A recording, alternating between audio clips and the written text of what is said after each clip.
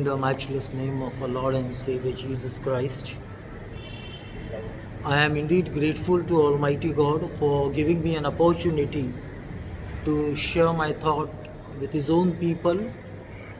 I extend my heartiest thanks to my co-worker in the vineyard of Lord, my dear friend and a contemporary to me during the Leonard days, District Superintendent Reverend Raj Jacob and his family.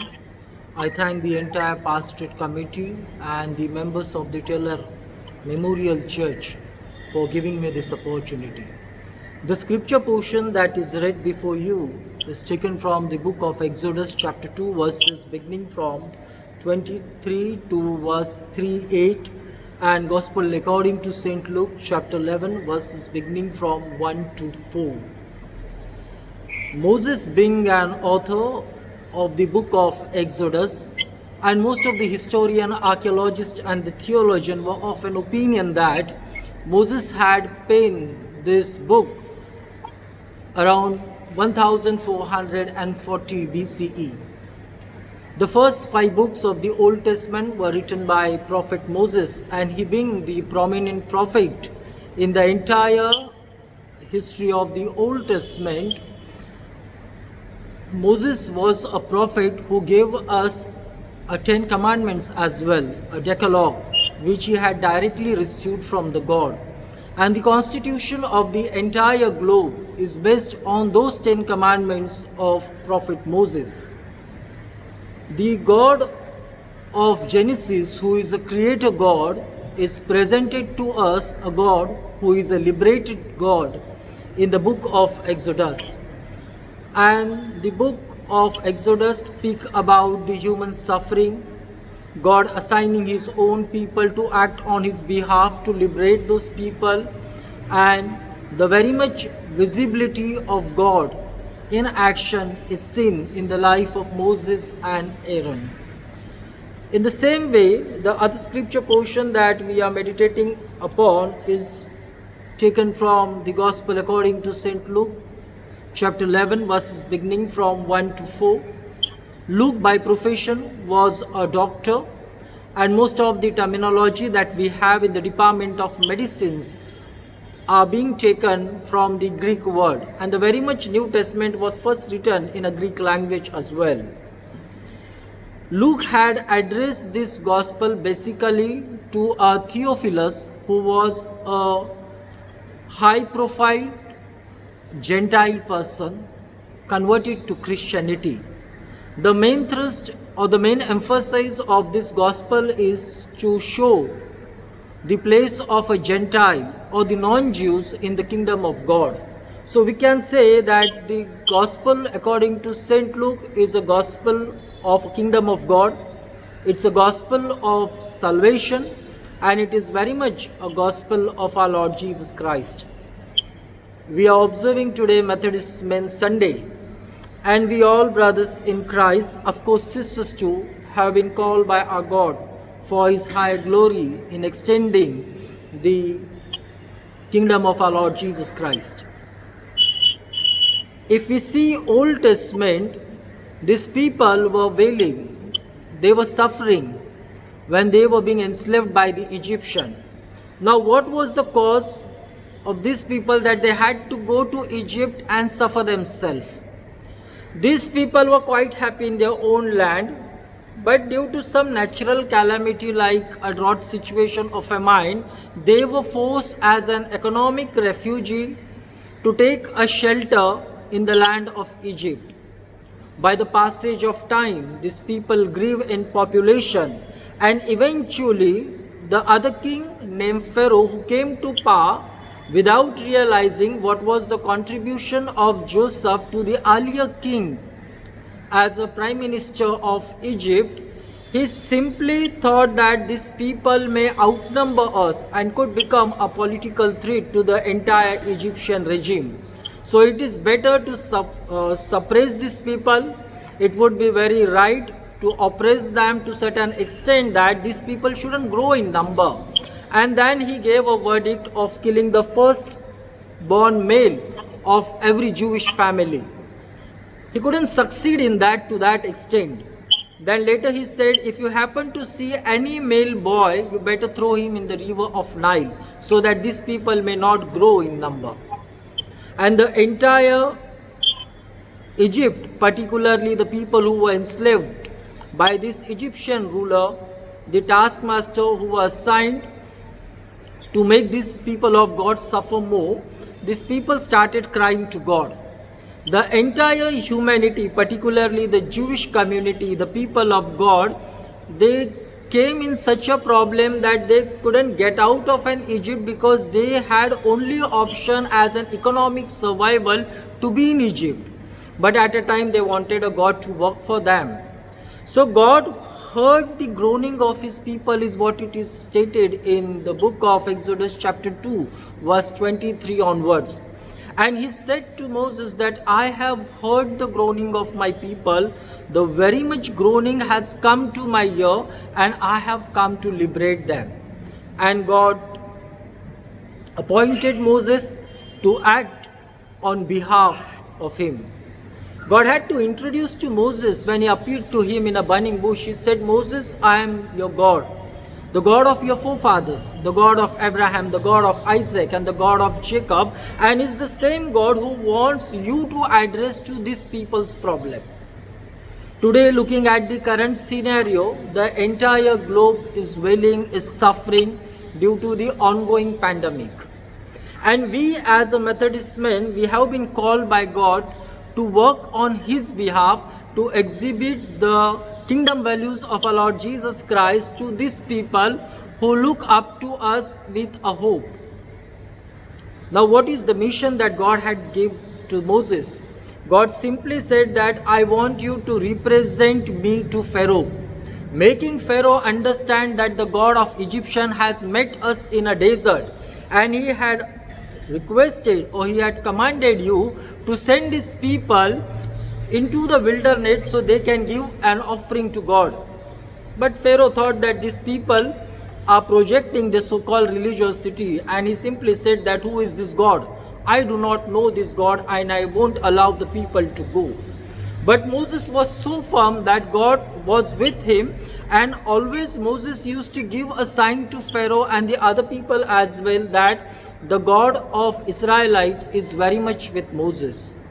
That was the mission God had given to Moses. When we come to New Testament, the disciples of Jesus Christ approached him, and they said that you have called us into your ministry, and you said that you will teach us to catch a man. But as John taught his disciples to pray, so Lord, we want you to teach us how to pray. Now the same God in person in Jesus Christ never imposed his will on his disciple what he wanted them to do. If you study the person and work of Christ, nowhere Christ forced his disciples. He simply used to communicate, he simply used to exhibit the grace of God, and he always used to say that those who have ears shall listen. So there was a liberty again. And when these people approached Jesus Christ, that as John taught his disciple to pray, so Rabbi, we want you to teach us. And it was a customary practice during those days by every religious who used to form a certain ideology of faith or religion to teach one's disciple to pray. If you see the entire Renaissance of India, we have so many religions emerged from this land. And most of the religious leaders who started very much a religion, or they may not have an idea to start their own religion, but they taught their disciples to pray. So our Lord, on the request of his own disciple, he taught them to pray, and he said that when you pray like this: Our Father who art in heaven. Having been said, Our Father, it is not my father or your father. In the initial stages, when I have introduced, or when I had given an introduction of Gospel according to St. Luke, I have clearly mentioned the intention of St. Luke behind writing this Gospel. This Gospel is very much addressed to the people who are not Jew, those who are Gentile, a non-Jewish community.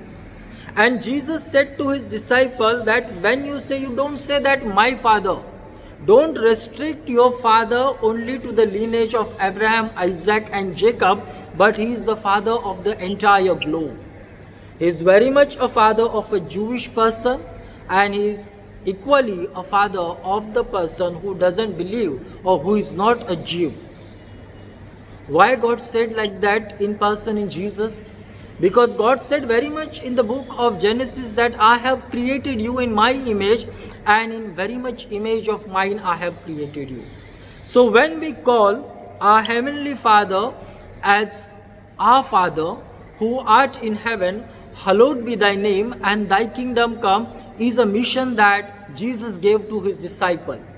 This mission was very much a sociological mission, which is expressed in terms of a social liberation as well.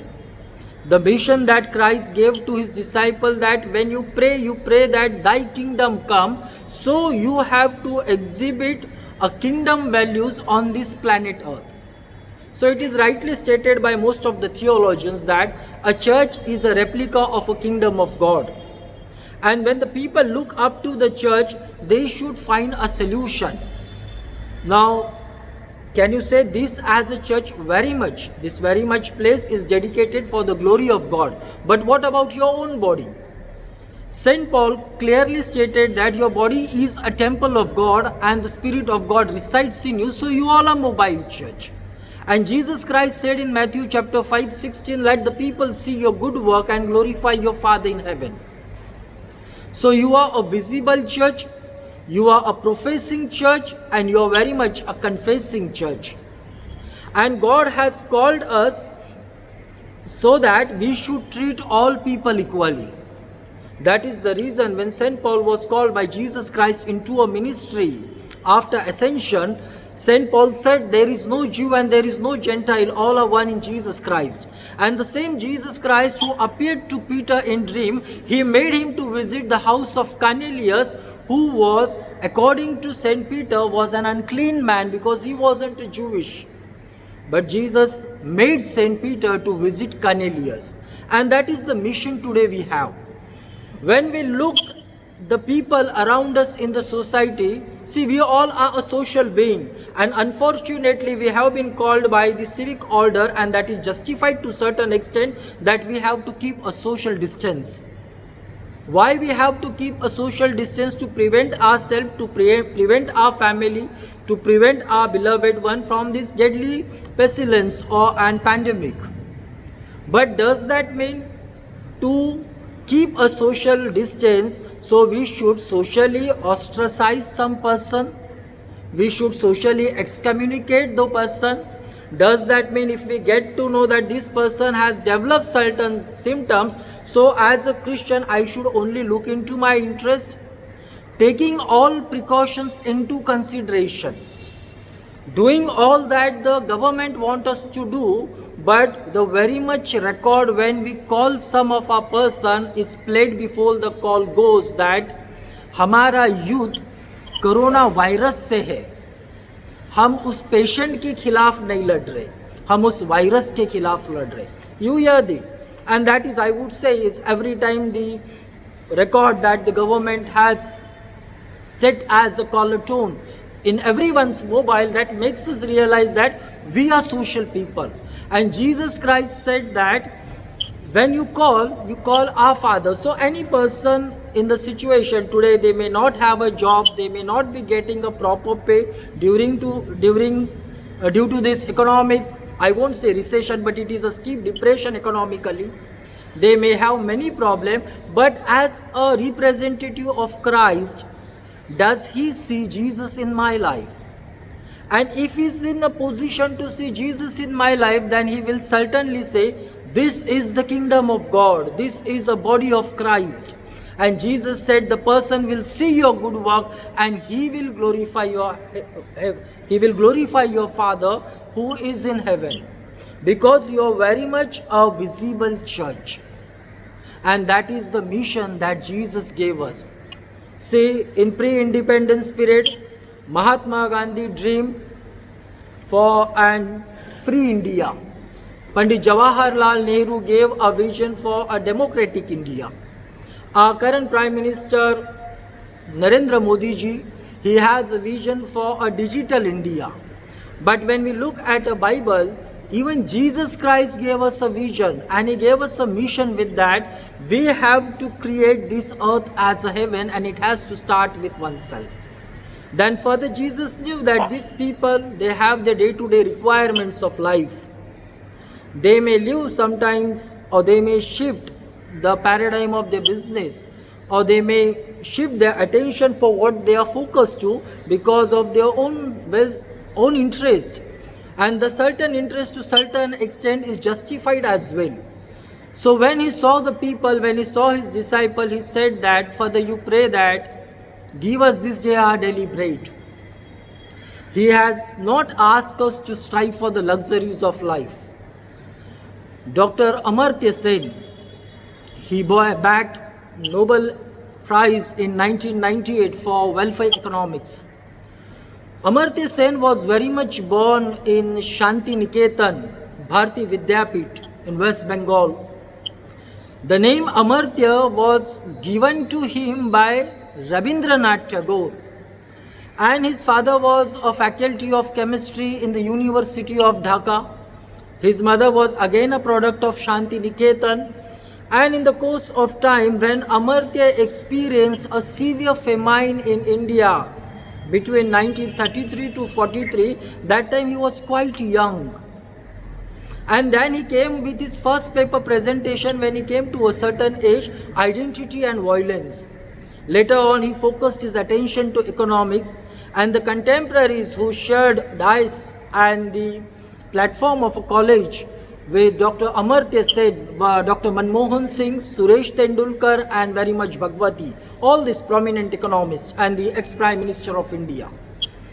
Dr. Amartya Sen was the first Indian and first non-American who was appointed as a president to American Economic Association in 1996 before he backed a Nobel laureate. What was the reason? He clearly gave a distinction and a difference between the two things which the people are confusing us as it. See, there were a time 6-7 months back, we used to feel ourselves comfortable, we used to laurel ourselves in the growing GDP of our nation, gross domestic product. Higher is the GDP, we used to believe high is an economic growth. But Amartya Sen objected to it. He said, GDP is not an yardstick to an economic development. It may represent the national growth, but certainly not a national development to certain extent. It is just a speculation of some figures in an economic sense when you speak of GDP, a gross domestic product, a production of the entire Indian community, and the forex is also included. But very much the economic growth is a holistic growth. It is a growth in terms of health, it is a growth in terms of an education, it is a growth in terms of a livelihood of a person. That is what Amartya Sen said. Now what was the problem, he said? When he experienced famine in his younger days, and later on when he studied economics, got doctorate in that, became a faculty at Cambridge, he came up with a very good thing in a welfare economics. He said that if the production is enough, and during the time of pandemic, famine or natural calamity, if the civilians are suffering, they are not suffering because of the scarcity of resources or production. They are suffering because the less transparency in the supply chain. They are suffering due to the middle person or an agent who is expected to execute these policies, or who has been entrusted, empowered to execute it. That person has become corrupt somewhere. He has become selfish somewhere, and that is the reason the civilians or the poor people are suffering. And this is what we see when Jesus made his disciple to understand, you just ask for the daily bread. Don't ask for the luxuries or the cakes of your life. If I have to refer to Gospel according to St. Luke, again chapter 16, there is a parable of a rich man and a poor Lazarus.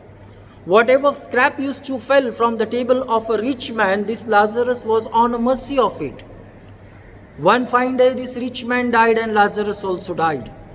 He saw Lazarus sitting at the right side of Father Abraham, and he was pleading to Abraham that make Lazarus to dip his finger in a cup so that he can quench my thirst, because I am in anguish in this hell.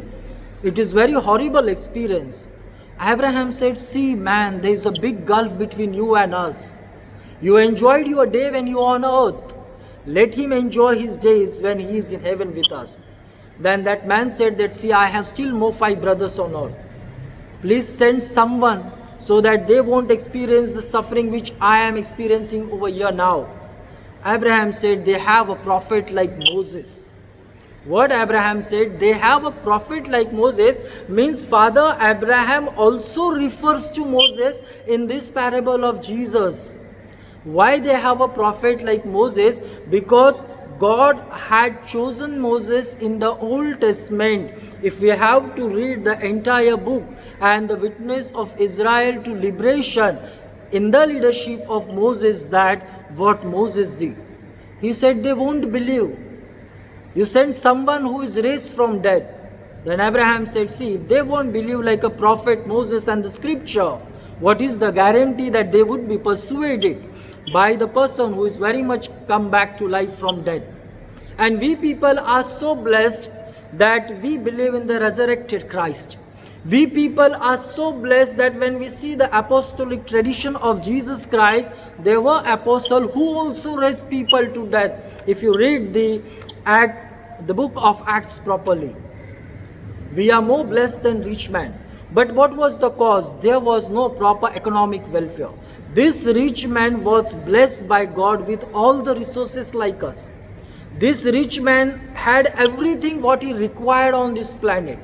And God made him an agent between him and Lazarus, so he should be a source of blessing to Lazarus.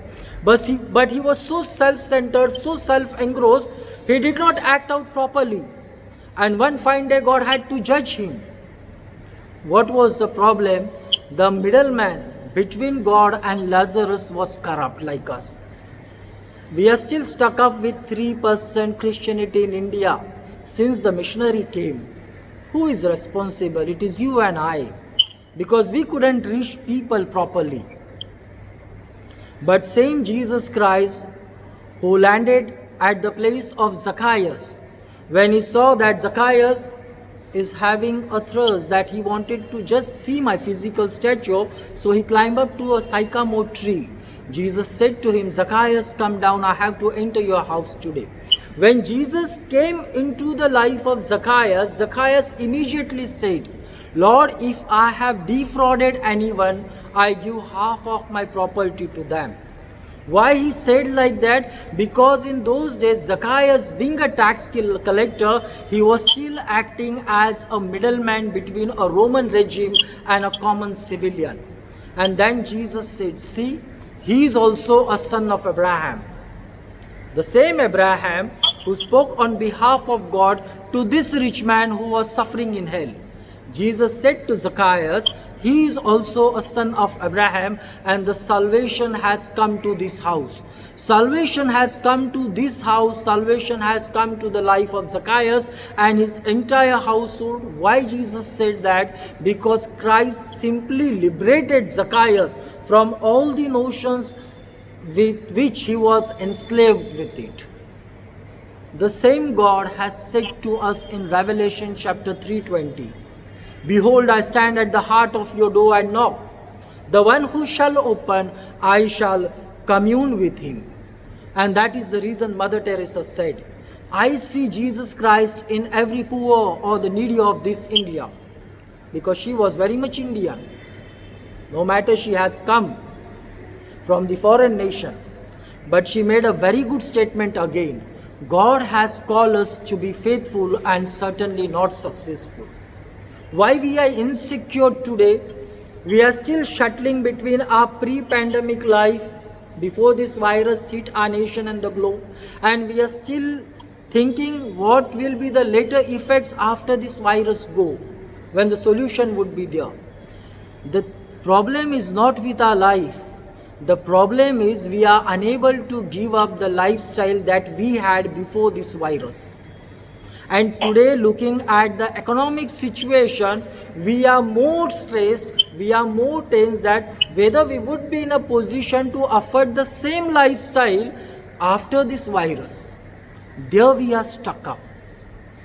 Once you get out of it, and once you get convinced the God who has called you into his fellowship, 1 Corinthians 1st chapter verse 9, St. Paul clearly stated, is a faithful God. The God who had called Moses is a faithful God because he said, I have heard the groaning of my people. In the same capacity, God has called you to be his ambassadors, to be his representative to the community at large, where they can see, when they can look up to you with a hope, and they would find a solution to their life's problem. For that God has called us. And at last, Jesus said, forgive us our trespasses as we forgive those who trespass against us. We are not righteous. St. Paul said in Romans chapter 3 verse 23, for all have sinned and fallen short for the glory of God. So nobody is righteous. We all have been justified by grace alone. And that grace is very much given by God to us in the sacrifice of Lord Jesus Christ, who acted our punishment on the Calvary and liberated us from the law of death and the law of sin. That grace we have received. That is not a cheap grace, that is certainly a costly grace. That grace costed very much blood of our Lord Jesus Christ. God had to take a human form in order to teach human being how to lead a human life. And that was the call of Jesus Christ to us. For that God had called us. So God said that don't engross yourself in your self-righteousness. Don't think that what you have today is enough. Don't think that there's nothing to bother or worry about. I go to church, I attend online service. If I keep a fast, if possible, I may be keeping a fast. I might be good in giving alms. That doesn't certify your place in the kingdom of God. What God wants us to take his mission. What God wants us to be a Christ to our community. That is the reason Jesus said, love thy neighbors as thyself. Love thy neighbors as I have loved you. Because the love of God is exhibited in Jesus Christ, which is quite unconditional one. And that is the reason St. John said, here is the Lamb of the God who taketh away the sins of the world. He is without blame. He is pure. Why he had to take? Because we should be called righteous in the sight of God. The broken fellowship with a God should be restored again only in the name of Jesus Christ. And in that, the God has called us today is a faithful God. Dear people of God, when Jesus said that when you pray like this, he taught us, Father, forgive our trespasses as we forgive those who trespass against us. That is a condition that is kept for forgiveness of sin. And we do recite this prayer every day in church, in our family also, during our family prayer. Probably you might be praying, that time also you might be reciting the Lord's Prayer. But do we understand what we speak every time? Father, forgive my sins in the same measure that I forgive the person who has sinned against me. And if we understand this, then we will really understand for what God has called us today. Jesus wants us not to judge. Jesus doesn't want us to judge the people because he did not judge us. He was quite gracious to us. He was full of compassion. He was full of mercy when he used to see people who were calling to him by his name. And he healed every person. That is the reason it is stated rightly in the word of God. The things impossible with men are possible with God. Jesus Christ said that I haven't given you a spirit of cowardice, but I have given you a spirit of strength. So when you recite Lord's Prayer, When you pray to God, and as we observe Methodist Men's Sunday today, just keep one thing in mind. God has given us three missions in our life. First thing is that the God who has created us in His image is a holy image. That is the reason He said that your body is a temple of God. And when we call our Father, Heavenly Father, as my Father, we have to keep in mind He is sitting in the Holy of the Holy. We have to keep in mind that He gave us a mission that we have to strive for the social justice and social liberation. That is the reason Jesus said, love thy neighbors as thyself. Second thing, He is quite capable to take care of our requirements of life. That is the reason He gave us a parable of the rich man and a poor Lazarus. He gave us a living example when He visited the house of Zacchaeus. That was the reason. So God is quite capable to give us a bread. That is the reason Christ fed many multitudes. When we read the New Testament properly, feeding 5,000 is recorded in all the four Gospels. Feeding 4,000 is recorded in the first two Gospels. And Jesus Christ very much said that these people are with me since 3 days and I don't want to send them back without food. So one young boy came up with 5 loaves and 2 fish, and Jesus blessed them and He fed them. So He knows the requirement of our life. And He said this also, man won't live by bread alone, but very much word that proceeded from the mouth of the God.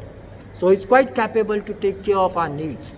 But when you are placed in a better position in your life, God look to you as His own ambassador. Do you represent that love to your fellow men? And at last, God has called us to reconcile, not to judge anyone. And when we experience this, that will be certainly an experience of an epoch which Dr. Henri Lessot said. Dr. Henri Lessot was a Catholic father, French father, who came to India, and he took an Indian name, Swami Abhishektananda. He said there is a religious discourses in our heart. And when we think of that, when we pray on that, very muchly we experience what Jesus wants us to experience. Certainly, as we meditate on this word, the social liberation is a yardstick or a benchmark, or it would lead to an economic liberation. And economic liberation would lead to a spiritual liberation. If we have to take the Maslowian theory from the top, the spiritual liberation is an epitome, is on the top of an economic liberation. And if you are economically liberated, definitely you would liberate the society from the social clutches. May Almighty God bless you to the best measure God can. And I am indeed grateful to Almighty God and you all people. And I am indeed grateful to Reverend Raj Jacob Saab also, who gave me this opportunity to share my thought on this word. God bless you all. Thank you very much.